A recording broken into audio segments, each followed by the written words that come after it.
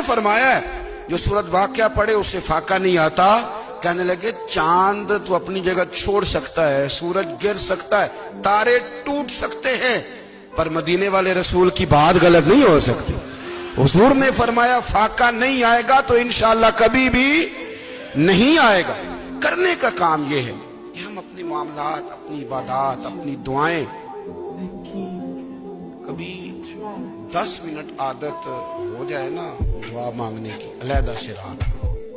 حضور نے فرمایا جو فرض نماز کے بعد دعا مانگے اللہ اس کی قبول کر لیتا ہے. نبی پاک صلی اللہ تعالی علیہ وسلم نے فرمایا اللہ مسافر کی دعا قبول فرماتا. حضور نے فرمایا اللہ مظلوم کی دعا قبول فرماتا ہے. حضور نے فرمایا بیمار سے دعا کراؤ اللہ اس کی دعا قبول فرماتا ہے.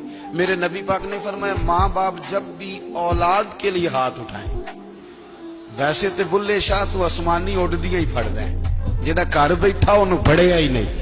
حضور فرمانے لگے ماں باپ جب بھی اولاد کے لیے دعا فرمائیں اللہ ان کی دعا کو قبول کرتا ہے.